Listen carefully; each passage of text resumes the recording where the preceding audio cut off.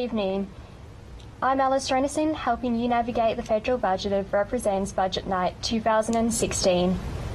Tonight we bring to you a special broadcast on the federal budget, and bringing this to you will be RMITV Catalyst Politics of the Belleville, and of course SYN Media. Joining us tonight will be, on our panel, will be Richard Ferguson, former editor of Catalyst. Richard also freelances for The Australian, Fairfax and Spectator Australia on Politics. James Macarone, President of the Economic Student Society of Australia at the University of Melbourne. Timothy Webber, Member of Young Labour and student. Ross Katasambanis, Vice President of the Young Libs. Remember, you can join the conversation by tweeting us at SYNRepresent. You can also join us on SYN Represent or tag us in a picture on Instagram at SYNRepresent. You can also join us online via Channel 31's live stream or on YouTube. You can also join us on radio at SYN Nation or SYN 90.7 FM. Now to Scott Morrison, the Treasurer's speech on the federal budget. Morrison's called this not just another budget, but rather an economic plan. The big ticket items include a job plan for youth called PATH, funding for rail, increased funding to hospitals. We cross now to represent Max Steenkamp and Politics at the Belleville's reporter, Luke Michael. Changes to taxation was squarely centre stage in the Treasurer's speech. What are some of the major changes there? Yeah, so some of the major changes were that there is a cut to the small business tax to 27.5%. So this means the threshold will be raised each year. So by 2020, over half of Australian-owned businesses will be paying this rate. There are also going to be changes to superannuation, meaning that they're extending the 30% tax rate to everyone owning over $250,000.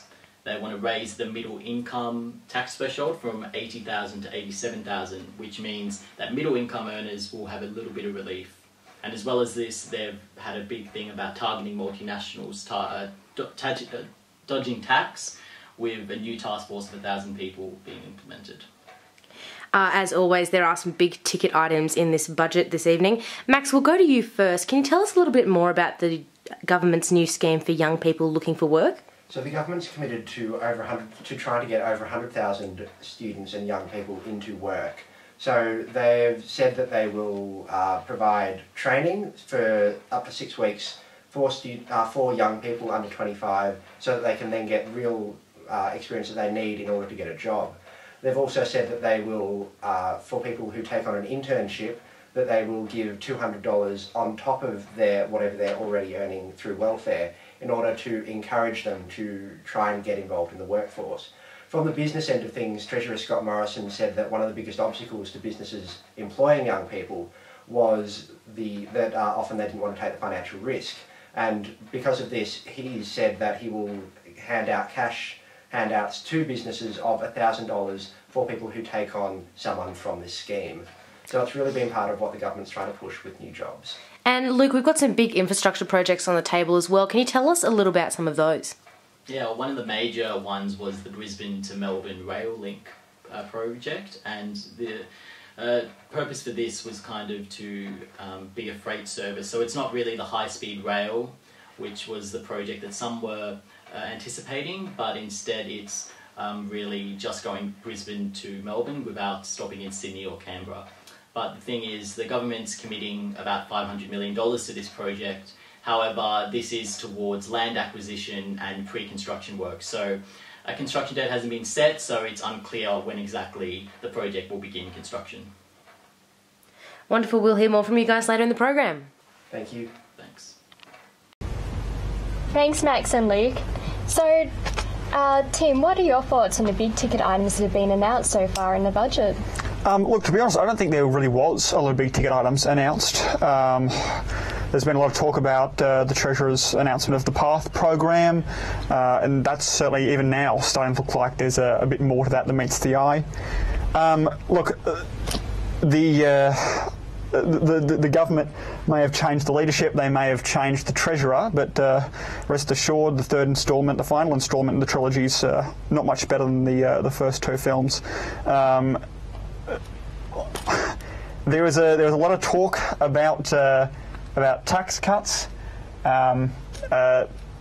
just looking at those issues, talk about living within our means. It talks about not just another budget, but it really was. I don't understand personally how the Treasurer talking about the time the government still needs to live within our means. I don't see how that translates to $15,000 on a new oven for the Prime Minister's office. Look, as I said before, a lot of talk.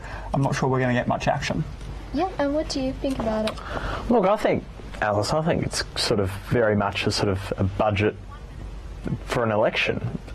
It's quite a sort of sustainable sort of election budget. This isn't sort of the big spending budgets we saw, in 2013 and 2010 from Labor. It sort of, isn't as sort of bad, in terms of cuts to education as there were in, the 2014 budget or things like that people would talk about. I think this is just a sort of middle-of-the-road budget that the government's going to take to an election, and, there are some things like the PATH program and things like that, and I think, there are sort of a few votes to be won out of that, but, I think all in all it's just quite a good budget. The tax cuts I thought were quite good as well.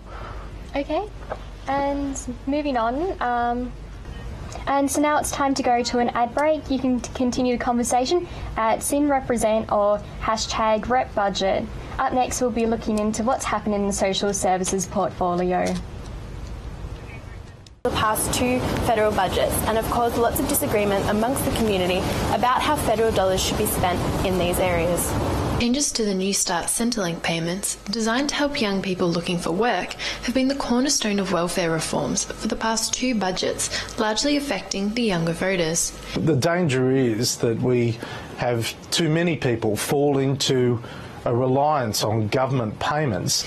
In the 2014-2015 budget, the government announced a number of changes to New Start, including increasing the age of eligibility from 22 to 25 years old by July 2016.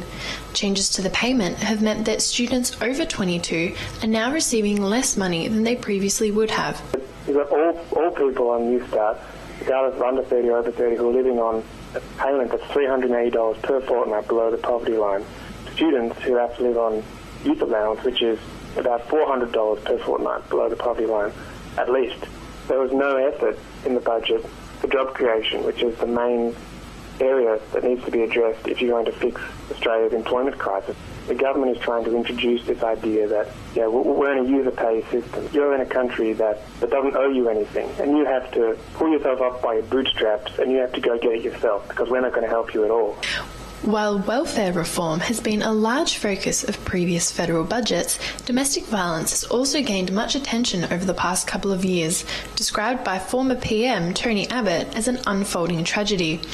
In the 2015-2016 budget, the government announced a $16.7 million contribution over 3 years to a $30 million national awareness campaign regarding domestic violence. However, no new funding relating to crisis and counselling hotlines, community legal centres, primary prevention initiatives and services for Indigenous or culturally diverse communities were announced. In September 2015, Malcolm Turnbull committed a further $100 million to domestic violence services. With the Victorian Government's Royal Commission into the issue, adding further political pressure to act, Malcolm Turnbull may be looking to expand funding in the area of domestic violence if he can find the cash. The proposed package includes $21 million towards helping Indigenous women and communities. This will help to replenish some of the funds that have been stripped from Indigenous programs over the past two budgets. In the 2014-2015 budget, a total of $534 million was cut from Indigenous programs. However, since taking office, Turnbull has been talking up the significance of supporting Indigenous Australians and their communities. This is Alana Christensen for Represents Budget Night. Now let's go back to the studio to discuss the social services portfolio further. That was Represent reporter Alana Christensen there. Treasurer Scott Morrison announced the Youth Jobs Path to help 120,000 vulnerable young people into the workforce by giving them real work experience in the workplace, and has proved to be one of the biggest announcements in the budget. This allows a history of cutting welfare payments and increased restrictions for young Australians on welfare throughout the past two budgets. So Richard, under the Youth Jobs Path in terms, how would this work with a 15 to 25 hour a fortnight for $200. It's not going to work.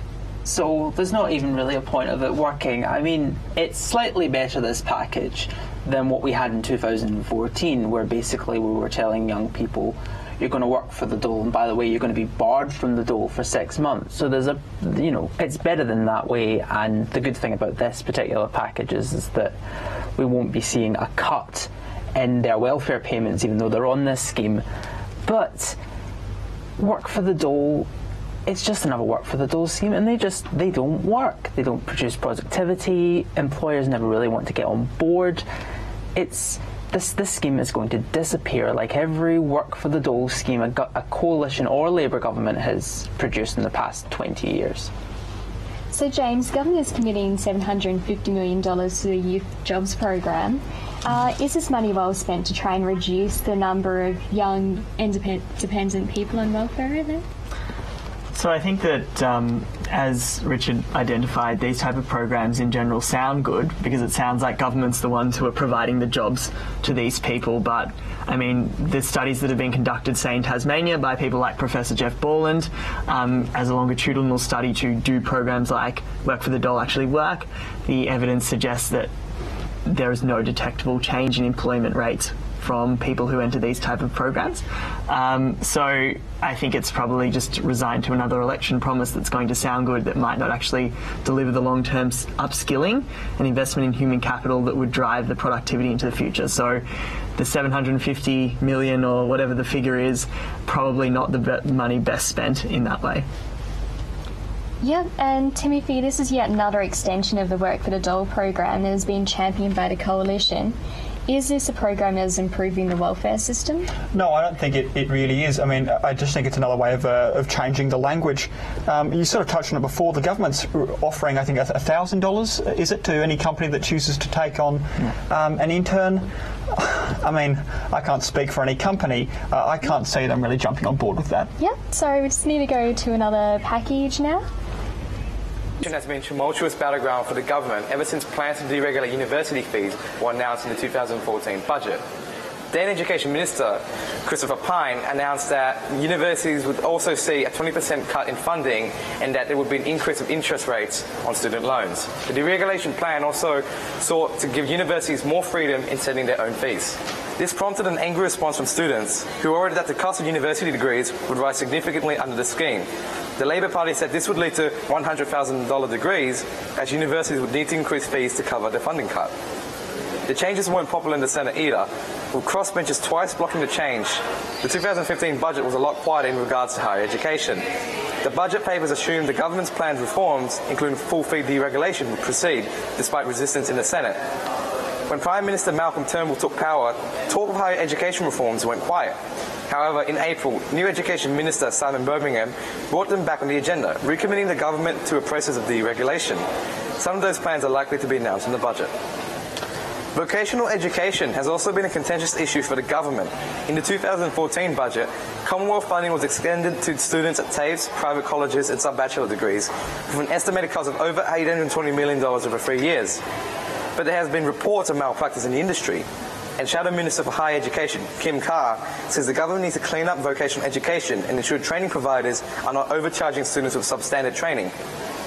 In 2015, the government announced an $18.2 million package intended to enhance the administrative practices of the program and reduce inappropriate market practices within the vocational education and training sector. Since Malcolm Turnbull has taken over as Prime Minister, he has sought to make innovation and science a hallmark of his government. He announced a National Innovation and Science Agenda in December last year, which is a $1.1 billion package which focuses on major research infrastructure while encouraging a commercialisation of research. Scientists, however, want to now see more funding for research in this year's budget. On the innovation front, Opposition Leader Bill Shorten has been spruiking a commitment from Labor to fund early education and engagement with coding and greater technology. With Malcolm Turnbull's Ideas Boom being his moniker, it will be interesting to see if this year's budget will have some sort of accommodation for technology education and social startup. Early education has garnered little attention in the 2014 and 2015 budgets, especially compared to the sweeping proposed changes to higher education.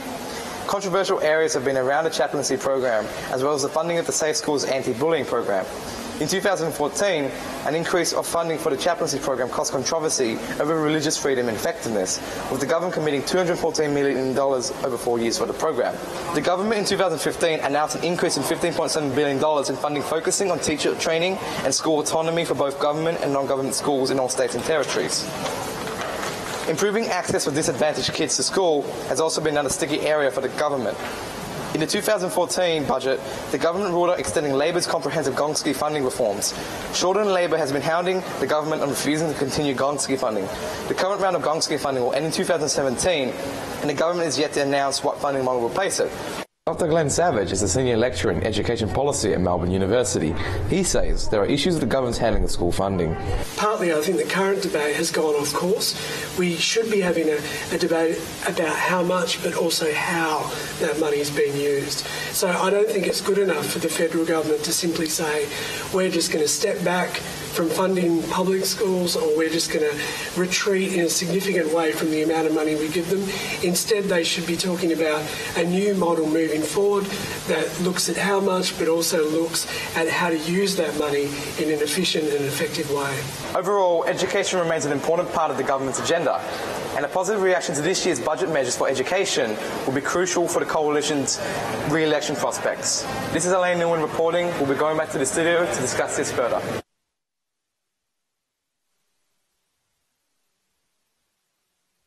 Monday, the government announced that it would fund $1.2 billion into the schooling system between 2018 and 2020.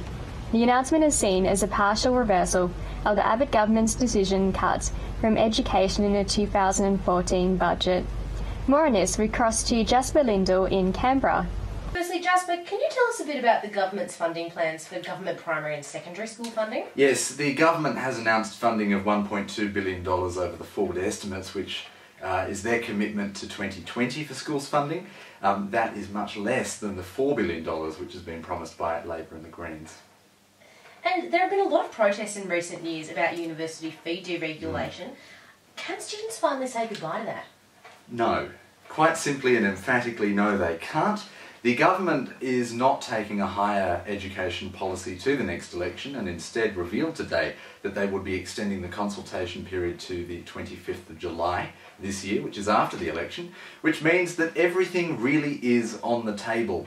Deregulation, etc. Things such as how much students will contribute to their help debt, whether help debts can be recuperated from deceased estates. It's all up for discussion. And the government has also proposed changes to help loan scheme. What's going to happen with the negotiations there? Deregulation definitely won't happen until 2017 at the earliest, and at the moment prices on degrees are capped. Help currently accounts for 58% of tertiary education funding for students to attend tertiary educational institutions. The government floated today in its various bits of paper which are provided us, perhaps that they'd like to reduce that to 20%. But once again, it's all up for discussion, which means they can sort of kick this political football over the goalpost, which is the election. That was Jasper Lindell in Canberra. Thanks for that, Jasper. I'm here in the studio with our panel. Ross, the government has committed to provide $1.2 billion for schools. Ross, do you think this is enough to placate worries? I think so. I think, this is a good funding initiative from the government. I think, again, it's an election year. You expect these sort of things from the government. And, I think, no one is going to, say no to, increasing school funding. I think it's a good, good start. But, I think, again, schools are mainly funded through state governments, and, state governments are the ones running schools, and I think they should be a little bit more sort of accountable as to sort of school funding than the federal government. But I mean, federal government funds into primary and secondary schools are also important, and I think this is sort of enough to sort of not worry the electorate. I think this is sort of another good political move by Malcolm Turnbull and Scott Morrison. So Timothy, Labor has promised to fund $3 billion more for Gonski funding. Do you think that the government has guaranteed it enough? No, I don't think it has. I mean, I think the government's really, really desperate to get re-elected and therefore wants to start putting money back into education after the really savage cuts that the Abbott government gave education after being elected on the promise that they wouldn't cut education. Keep in mind, there is no talk about removing their plans to deregulate university fees. There's no plans to change their intention to bring in $100,000 university degrees. The education system is saying, please fund Gonski. Teachers who are teaching Gonski have said it works, fund it, and this government still will not fund it. Yeah. It's not good enough, and by and large, I think the voter will be able to look at it and see that the Turnbull government isn't really changing the Abbott government's policies when it comes to education. Yeah. And so, what do you think about the Safe Schools funding? The Safe Schools funding? Yeah. Well, I'm not surprised that it's being cut just because the problem with Malcolm Turnbull's entire leadership up to this point, and this was the biggest test of Malcolm Turnbull's leadership, was that he has a party that is not particularly interested in his leadership. It doesn't want him, it doesn't want his policies, it doesn't want his vision for the country, and yet he's their only hope of getting elected. And so cutting the Safe Schools funding and all of that, some of the stuff we've seen in this budget is just to try and placate that part of the party that doesn't want him there. Yeah, so I'll stop you on that note and head to an ad break. You can continue the conversation at SynRepresent or #RepBudget. Up next, we'll be looking into what happened to the healthcare portfolio in the budget. Health is one of the biggest responsibilities for the Australian government. The portfolio covers medical services and benefits, including Medicare, the Pharmaceutical Benefits Scheme, assistance to states for hospital funding, and health services. But the 2014-2015 budget wasn't really great for health funding, and the 2015-2016 budget wasn't much better. The big health initiative in then Prime Minister Tony Abbott's 2014-2015 budget was a $20 billion medical research future fund, which would give grants to support medical research and innovation. However, most of the funding for the program was going to come from a $7 co-contribution payment for GP visits, x-rays and out-of-hospital pathology. Patients relying on drugs subsidised through the Pharmaceutical Benefits Scheme had to pay up to $5 more for each prescription. Health services have never been free to taxpayers, so patients are being asked to make a modest contribution towards their costs. The first and almost last priority of the government was to cut money, in this case over $3 billion, out of primary health care, the most efficient aspect of the health system. And the AMA was up in arms, as we should have been, and we were ultimately successful because public support was profound. The co-payment and the PBS price rise were deeply unpopular and led to a large public backlash against the Abbott government. Independent crossbenchers who controlled the Senate indicated they would not support the changes, and they were eventually dropped. But the government refused to give up on the Medical Research Future Fund, which was still in the 2015-2016 budget. Abbott's 2014 budget also overturned a Gillard-era public hospital funding agreement with the states. The federal government said they would not guarantee funding from that agreement, and future contributions would be based on a different set of criteria. The change would save $1.8 billion over 4 years, but leave the states to make up the remainder, which is bad news for anyone relying on the public health system. Now, for the last 2 years there has been limbo. The federal government, replaced its funding responsibilities with a formula that everyone, including the Federal Health Minister, has acknowledged is inadequate. Consumer Price Index is for household inflation. Population growth has been, under the previous government, redefined. So it is inadequate, and we know there is chronic underfunding, and we know that hospital performance has suffered. The state premiers and Prime Minister Malcolm Turnbull agreed on a new deal in April, which will see states receive an extra $2.9 billion from 2017 to 2020. Meanwhile, the government looked for savings in the Medicare public health insurance system and stopped the indexation of some rebates, which means that while prices for GPs, tests and procedures go up, the money patients can claim from Medicare hasn't and won't till 2020. 2018. This is a challenge for every doctor in private practice, every provider who depends on Medicare rebates as a part of their remuneration for providing service. Medicare is a universal system. It is not meant to be for part of the community. It is a recognition that the provision of health care is something that we are all entitled to. This is Erin Leader, who represents Budget Night. Now we'll go back to the studio to discuss this further. Smokers will be hit with an annual increase of 12.5% every year until 2021, in a big announcement for the health portfolio. Increasing tobacco excise was a cornerstone of the healthcare announcements, which was included an extra $2.9 billion. The budget embarked on no major changes to Medicare, following contentious changes to the healthcare service over the past two budgets. So, James, the tobacco excise will increase 12.5% each year until 2021. How much money is the government expected to receive from this excise? So, well, it depends whether you're trusting the Treasury figures, which is the government's relying on, which I believe are in the order of 20 to 30 billion. The opposition had the same policy basically, but costed it a lot higher. So there's been a bit of a discrepancy about how much money this initiative would actually raise. Although just taking it back to its economic principles, tobacco is what we'd call a very inelastic demand good, so people don't tend to change much when the price change. So you can be sure that it will raise like in the tens of billions of dollars. Yep. Yeah. And Ross, the budget outlines an extra $2.9 billion in public hospital services. Where is this money expected to be sent? Well, I don't know where they'll spend it directly, but I'm sure they'll put it on frontline hospital services like doctors and nurses. I think that's the most important thing. You want to go to a hospital and you want to be able to, see a doctor within a certain period, that's a reasonable waiting time. And I think, at the moment we're seeing a lot of our hospitals are quite congested, so I think, it's good to see that the government's putting a little bit of extra funding.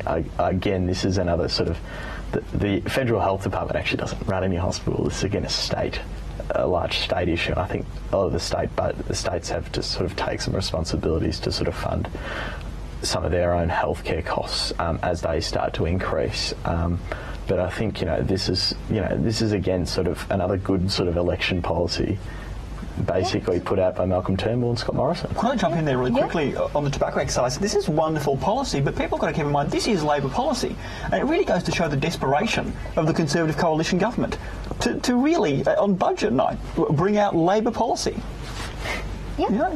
And now we will move on to infrastructure. Here's Represent reporters Simon Chitchery and Max Steenkamp to recap the past two budgets on the infrastructure portfolio.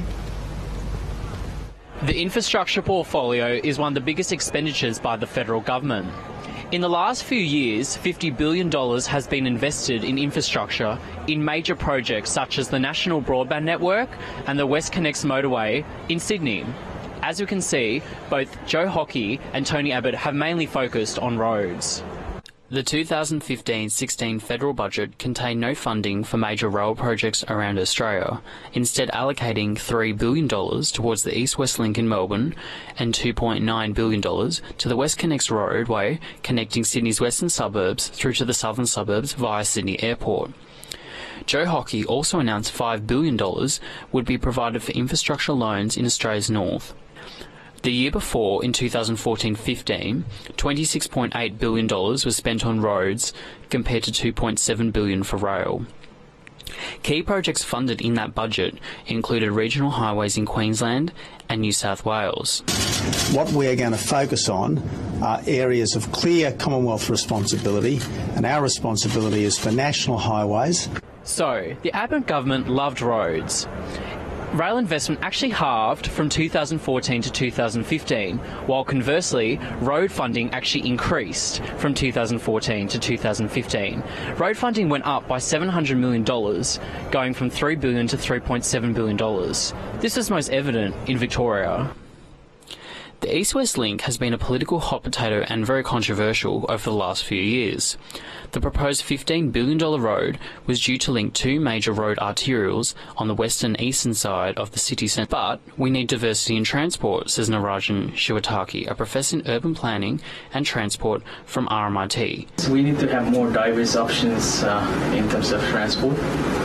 So we not necessarily want to have a car-oriented society. That's been, I think, what Australia have been doing in the past. But we need to have more balance of different modes of public transport, active transport, and so on. He also says we've lacked planning. I think it's important to see what we want to be in the next 20, 30 years. We need to have a vision. Turnbull has said he's open to providing funding to the Metro Rail project, which reflects a dramatic shift away from the road-centric mantra of the previous Liberal governments. Turnbull also raised the prospect of high-speed rail being implemented along Australia's east coast. Professor Shiwataki says planning needs to start now on the high-speed rail project. I think, it's a positive, step towards the mass transit. But one thing we need to consider is the economic viability of that, whether there is a sufficient demand. Building a high-speed railway would cost billions of dollars. So we need to ensure that there is the return of investment as well. And obviously we need to properly assess that there is a proper demand for that. So as long as we have that homework done properly, I think definitely there's a scope. So, the question remains, what will happen in the 2016-17 federal budget in regards to infrastructure? The last few years have seen a focus on short-term planning rather than any long-term vision. Will this be the same in the future? This is Simon Chichu reporting. The federal budget for 2016 announced $5 billion to fund major public transport projects. The Melbourne Metro and Sydney Metro rail projects will share in half the funding, with those two states recording a majority of funds. Funding mainly comes from the Federal Asset Recycling Scheme, that is, the states privatising their assets to fund projects. We will now cross live. Luke, the Melbourne to Brisbane rail network is one of the flagship infrastructure projects in this year's budget. What will this mean for residents of those capital cities? Well, there's been $500 million committed to this project, as discussed before, and it's really building a rail corridor from Melbourne to Brisbane. So it's not a high-speed rail project, it's mainly a freight service. So it's not stopping in Sydney or Canberra, and it's really being really in the pre-construction phase. They're looking at land acquisition and committing money to that. So it is, once again, unclear when construction will start, but $594 million is going towards the project. The Coalition has also committed a lot of money to roads in this budget. What are some of the big ticket items there? Yeah, so for Victoria, there's been a $1.5 billion Victorian infrastructure program. So the government says it's still committed to the East-West link for $3 billion, but $1.5 billion has been reallocated to this program. So it's mainly, the main things in this is $500 million for an upgrade to the Monash Freeway, and there's also $350 million going towards upgrading the M80 ring road. Now, elsewhere, there's going to be $200 million invested in the first stage of the Ipswich motorway, and also $6.7 billion to the Bruce Highway upgrades in Queensland, and $400 million for the Midland Highway in Tasmania. So $60 million a year. $60 million a year is also going towards the government's black spot program. So they're trying to get safety upgrades such as crash barriers and street lights at high-risk crash areas.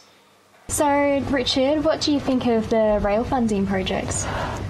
I think that one of the smarter things about Malcolm Turnbull since he came back was realising that rail is as important as road in terms of the future of the country. It's something that Tony Abbott was blindsided by. Tony Abbott has never believed in public transport or rail as being half as important as road. Malcolm Turnbull jumped on that. It also fixes a problem that the coalition had the last time they were in government. There was a lot of complaints that Peter Costello, for all of those huge surpluses he started, never invested properly in infrastructure. And at least with Malcolm Turnbull and Tony Abbott before him with things like Badgerys Creek Airport and all of that, there's an idea that the coalition might finally be trying to build the infrastructure that we need, but it's early days yet. Yep, and Timothy, what's your opinion on... I hope it's not early days. I hope this is the final days. Look, this was going to be the infrastructure government, and how in the 2016 budget you cannot unveil a single new policy for infrastructure. The government has announced it's going to build inland rail. This is something that they said they would do if they were elected back in 2013, and they have done nothing on it since. They say they're going to fund the Melbourne Metro project. That's very nice of them. The Victorian government a week ago has said it will fund by itself Melbourne Metro. The $857 million is actually just the 15% for the asset sale. It's money that the federal government owes the state of Victoria. This is not them funding Melbourne Metro at all. This is Malcolm Turnbull trying to look like he can walk the walk when all he's really doing is talking the talk. Yeah. And James, asset recycling scheme has been brought back from the 2014 budget to primarily fund the government's infrastructure promises. Do you think this is a wise economic move? Well, I think that the general economic consensus would be in the right time. When the price is high, you should definitely consider recycling those assets so you can potentially invest them into more productive uses. I mean, that doesn't mean that privatisation is always the right answer, but definitely when there is demand in the market at the moment, particularly with low yields on a lot of assets, globally there is huge demand for assets, and particularly in Australia where there's a guaranteed cash flow that we would be offering. So, you know, I think it's a good time to be recycling. That's why the Victorian government's doing it. That's why the New South Wales is doing it with the power lines, etc. So, you know, it does make economic sense when the time is right. And do you believe the other states and territories have missed out on funding? Well, I guess it depends which state you're sitting in. If you're sitting in, Victoria, you might be pleased that there is some more attention being given than would otherwise be the case. If you're Colin Barnett, you'd probably still be disappointed that there's not large revenue coming your way, particularly through any increases in the GST. I mean, that's just politics, I think. Yeah. And Russ, the federal government is using low interest rates to fund new projects. Does that make sense from an economic perspective? Well, I think it does in a way that the federal government should invest some parts in critical infrastructure projects. I think that there should be more being done, especially sort of at a state government level as well, in conjunction with the federal government and even the private sector. I think things like private-public partnerships are actually quite sort of productive, and I think Victoria and New South Wales have been quite good in the past at doing these sort of things, and I think Victoria and New South Wales governments have got quite a good idea of what to do with sort of assets and selling these assets and funding infrastructure. I think potentially some of the other state governments could learn from their example. But I think there is a small role the federal government has, I think, in sort of providing some funding. I think though that a lot of it is basically still should be left up to the state governments, and I think over time we've seen more and more federal government overreach, and unfortunately, we haven't seen improved infrastructure. I mean, we look at Melbourne now, and there is an infrastructure shortage. We do need more rail investment, and we also do need more road investment. I mean, a road like BS West Link is basically vital. What's your thoughts on this, Timothy? Well, look, I think that the Turnbull government should actually jump in and co-fund the Melbourne Metro Rail project, which is something that they say they're doing, they're not doing. And look, from my own personal standpoint, I think while the interest rates are low, the government should get real about funding high-speed rail between Melbourne and Brisbane. Yep, and on that note, we will go to an ad break. Remember, you can join the conversation by tweeting us at SynRepresent. When we come back, we will be chatting defence and, of course, tax. Defence spending has largely been a non-political topic. Commitments to new military equipment, as well as participation in wars, has largely been bipartisan. However, much of that changed with the political issue of asylum seeker boat turnbacks. Under the previous Labor government, total defence spending reached more than $22 billion, with the government planning to spend 1.59% on GDP of defence. An overall goal of increasing defence spending to 2% of GDP was also announced, but with no specific time frame. Labor made a series of cuts to defence funding between 2009 and 2013? Well, they did that because the Treasurer of the day, Mr Swan, had promised that we'd be in surplus by 2012-2013 budget, and they were willing to abandon defence in order to get that surplus. Committing to building a stronger defence force and security capabilities, the Coalition's government's total defence spending sat at $29.3 billion. The defence contributions also raised the percentage of GDP to 1.8, with the Minister for Defence, David Johnston, saying at the time, the Abbott government is committed to growing the defence budget to 2% of GDP within the decade. The chances that our defences will be adequately provided for with 2% of GDP are minuscule. It really is an abrogation of responsibility to determine how much we should spend on defence based upon the benefits we'll get from the money we put down. Operation Resolute, implemented in July of 2006, received $9.9 million in funding under the Labor government's 2013 defence budget to assist in the protection and deterrence of asylum seekers. But since September of 2013, the Coalition has implemented Operation Sovereign Borders. Working in conjunction with Operation Resolute, the Australian Navy's contribution to border protection received $60 million over 2 years in the 2014 budget, with the Liberal government attributing savings of $2.5 billion to Operation Sovereign Borders, with almost 700 people on 25 boats being turned back since it began. The $50 billion contract to build 12 submarines to replace the Australian Navy's Collins-class submarines has transitioned since the initial defence budget under Labor. We've had 3 separate plans for replacing the submarines. The first was Labor's plan, which was pretty much a domestically focused approach where we'd do the design work ourselves. Then there was the Abbott government approach, which was we were going to buy some submarines from overseas, and then that morphed into having a competition with Japan and Germany. So that's where we are now. Tony Abbott laid out $12.4 billion for the purchase of the F-35 Joint Strike Fighters in 2014. The Joint Strike Fighter program has been ongoing for a number of years, with the aircraft now expected to arrive in Australia in 2018. Described as an advanced and agile fighter, the government committed to 72 of the F-35s, which are being developed in Lockheed Martin in Fort Worth, Texas. But there are questions surrounding the efficiency of the Joint Strike Fighter, which was supposed to have arrived in 2012 and are costing around $18 billion for the program. However, a new conflict in Iraq against the Islamic State has led to an increase in Australian military involvement, with the government sending 600 troops in 2014. The troops are made up of air personnel and military personnel who will train the Iraqi government forces, with the deployment to Iraq costing around $500 million a year. Although Australia is yet to engage in direct combat, Australian warplanes have taken part in the international air campaign against ISIS. That was Represent Reporters Tash Greaves. Well, tonight we've heard from Scott Morrison about the Coalition's plans for the defence budget. Total defence spending is projected to reach $105 billion over the next decade, putting the government on track to achieving their goal of 2% of GDP on defence spending. A large portion of defence funds will of course go toward the naval shipbuilding plan, including the $50 billion submarine program. So, James, the Coalition has announced its aim to reach 2% of GDP on defence, even if future economic growth will continue to be funded and the percentage of GDP will rise.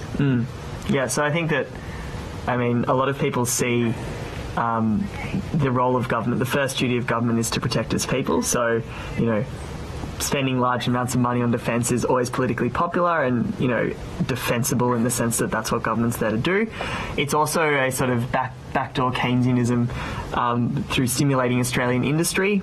Obviously, building those large submarines in South Australia, again, going to win a lot of votes in that state and is being done for time immemorial, basically. Yeah.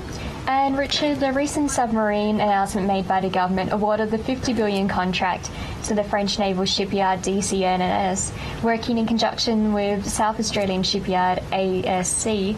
Do you think the government made the right decision in giving the contract? I do think it was the right decision for two reasons. For the government politically, they needed to make sure that nothing upset them in South Australia. Not because they would lose seats to Labour, because the margins are actually quite very evenly balanced according to redistricting in South Australia, but because Nick Xenophon was threatening to take about 4 of their lower house seats and about 5 of their upper house seats. And in terms of national security, I do think going with the Japanese would have just upset the Chinese, and I don't think it was particularly worth it in the end. Yeah. And also, Timothy, what do you think of the submarine? Look, again, I feel like I'm like a broken record tonight. This is something that Tony Abbott announced back in 2013, and it was a big vote winner in South Australia. 12 new submarines built in South Australia. And the Labor Party and Nick Xenophon and the people of South Australia have fought tooth and nail to keep the government to that promise, which they have tried to back away from. I don't see why the government is so... sorry, I'm going to be dropped off. Yep, all good. Sorry. We're now going to an ad break. Remember, you can follow us at SYN Represent. How is the government going to pay for all of this is the big question. And we have seen some major announcements of tax cuts for small businesses and those on higher incomes. So what do you think of the tax cuts that have been made so far? I was expecting some. I wasn't expecting quite as much as there were, and I guess the question on everyone's mind is at the cost of what? And an interesting sort of thing that was picked up after the budget was when the government's talking about big tax cuts for small business. What they weren't really mentioning is that their plans to change the definition of what a small business is. So there is actually quite large tax cuts for big businesses, businesses that are not small businesses at all. Look. A Conservative government talking tax cuts in an election year is hardly a surprise. Again, at the cost of what? Yeah. And so, Russ, what are some of the new tax measures that we've seen in the budget tonight? Well, a few of the tax measures, I mean, we see that, again, the company tax rate for small businesses who are basically, they make up a large proportion of the businesses in Australia has decreased again, which is, I think, positive for them, and also, the threshold for which is classified to be a small business has risen from $2 million to $5 million in turnover, and again, I think this is, it will rise again over the next few years, so that more businesses are classified as small businesses, and I think this is a really good start from Scott Morrison in his term as Treasurer. He can say, I've delivered tax cuts. I mean, there is nothing more liberal than a Liberal Treasurer saying I've delivered tax cuts. And I think there's also a plan to sort of reduce the tax rate for all companies to 25% in the next 10 years, which I think is critically important. In the economy that we live in now, which is a sort of international, global, supply chain. Because unfortunately, our tax rate, that 30% company tax rate, is just too high to compete with other countries, and that is why we are seeing a lot of people start, companies overseas. A lot of Australians go overseas, and a lot of companies shun Australia to invest in. And I think, this is a great, tax cut and a great initiative by the government here. Yeah. And James, those tax cuts are going to be put to a $3.9 billion revenue hole in the budget. Do you think that money could be spent more wisely? Yeah, well, on small business tax cuts, there's basically no economic justification for it other than a short-term stimulus. Basically, reducing the tax burden for small business as opposed to large business, there's no clear reasons why you would do that. And there's also no clear reasons why cutting small business tax actually increases productivity in the Australian economy. And so what we mean by productivity is actually raising the productiveness of every worker. If you're giving a tax cut, by definition, you're just putting more money back in the pockets of businessmen, not necessarily raising that productivity of workers.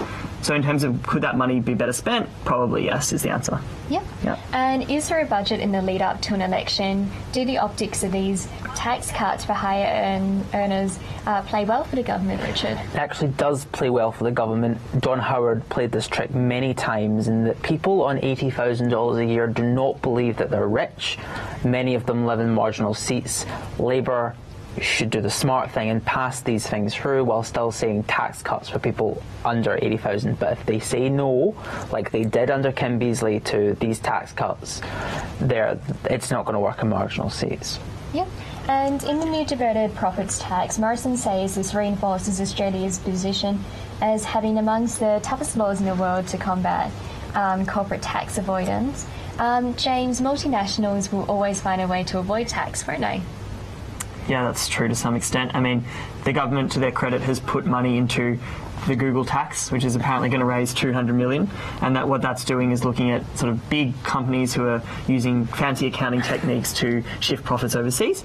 So they're investing more money into the Australian Tax Office, notably employing, I think, 400 people to do so. So, yeah, they've definitely had those initiatives. Yep, so that's all we have time for tonight. Thank you to Richard Ferguson, James Macaron, Timothy Webber and Ross Catasandanis for joining our panel tonight.